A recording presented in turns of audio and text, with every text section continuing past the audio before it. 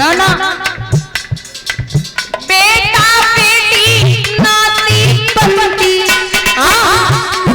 तुम्हारी कसम, बेटा बेटी नाती पंती, पति पत्नी की जोड़ी,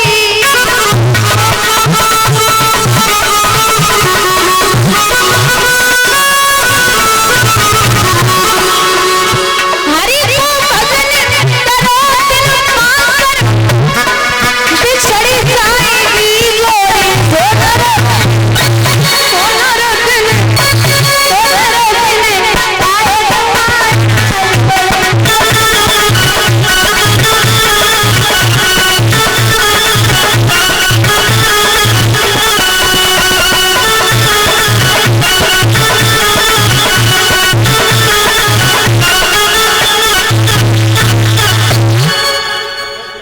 थक जो बुखारो आए जे, भेज जा नजर लगी जे।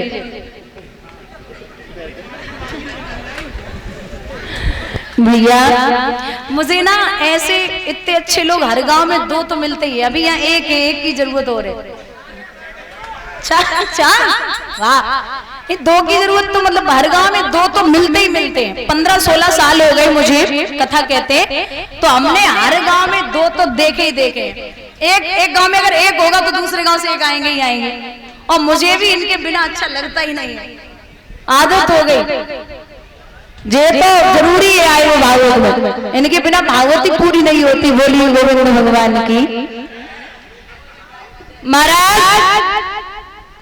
महाराज परीक्षित ने राशि वस्त्रों को उतारा, जवाब दिया, आना जाना है ये संसार, सब बैठे हैं, लेकिन ऐसा कोई नहीं है जो परीक्षित का 7 दिन में तारण तरण कर सके। इतने में सुखदेव जी छिटकाए थे जा पहुंचे उस भूमि पर, लिए दिगंबर भेष। श्री सुखदेव भगवान जो मैया के गर्भ से 12 साल के बाद बाहर आए हैं। क्यों? क्योंकि एक समय की बात है, मैया गौरा जिद करती है बाबा से कि बाबा हमें ये बताइए, आप ये अमर कथा क्या होती है? और दादा अमर कथा कोई और नहीं, श्रीमद् भागवत कथा कोई अमर कथा कहते हैं। जवाब दिया अमर कथा सुननी है। बाबा बोले देवी मैं कथा तो सुना दूंगा, लेकिन जब तक मैं कथा सुनाऊं तब तक आप हूं की आवाज देती रहना, ताकि पता चले कि आप जग रही हो, क्योंकि भगवान की कथा में नींद बहुत आती है। और ये सही बात भी है, क्योंकि कथा चाहे सुखदेव जी सुना रहे हो या बाबा सुना रहे या मैं सुना रही हूं, कभी कभी अगर सिर ना हिले तब तक पता नहीं चलता कि आप सुन रहे हो, लग रहा है सो रहे हो सबके सब। तो जवाब दिया मैं सुनाऊंगा, लेकिन की आवाज आनी चाहिए। बिल्कुल आएगी। आसन डाला बाबा ने, बैठे, पहली ताली बजाई, पशु पक्षी चले गए। दूसरी ताली में बाबा ने विचार किया कोई है तो नहीं। तीसरी ताली बजाई, आसन ग्रहण किया, नेत्र बंद करके बैठे और बोले, ताली बजा के सभी लोग बोलेंगे, अरे अमरनाथ पे महादेव जी बैठे आसन मान,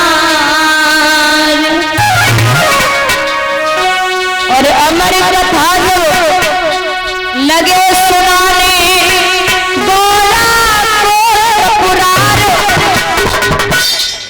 उमा के पड़े गए सोता, करा दे रो तोता।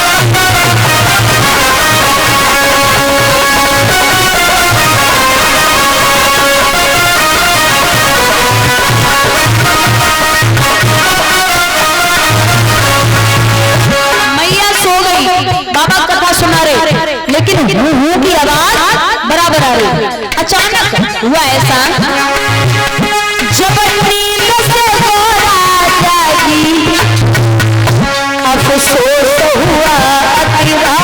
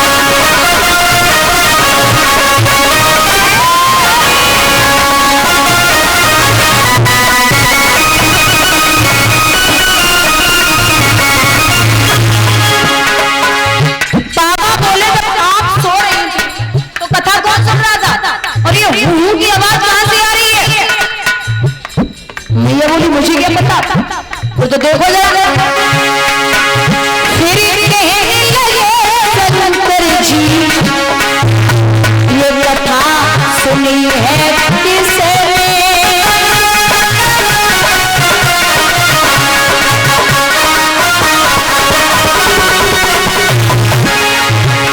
मैं जिंदा नहीं छोड़ूंगा ये दिया करा किसने?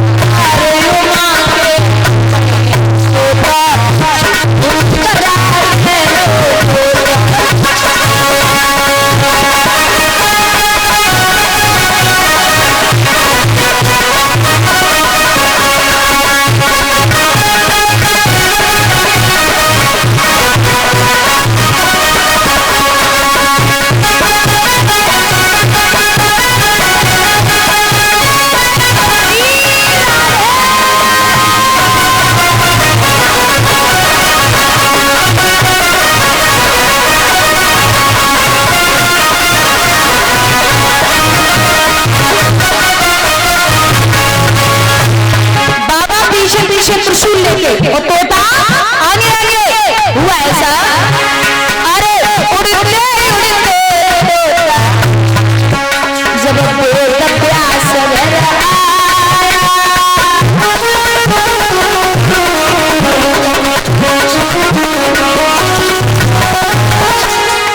प्यास की पत्नी कदम में वो तोता जाए समाया।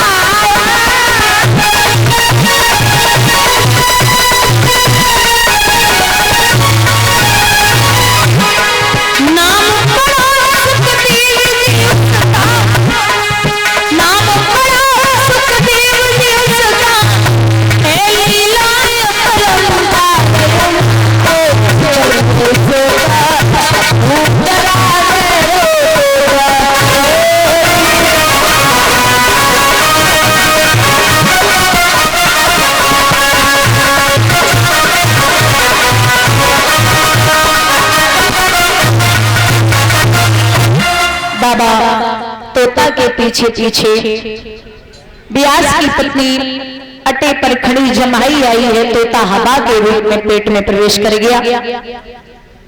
बोले बाबा पहुंचे, बोले रे ब्यास जी आपके यहाँ हमारे यहाँ सब चोर चोरी करके आए। अरे ब्यास जी मन में सोच रहे इतनी बड़ी डकैती कैसे फंस सकते, तुम्हारे घर में खाए हुए खाने ना।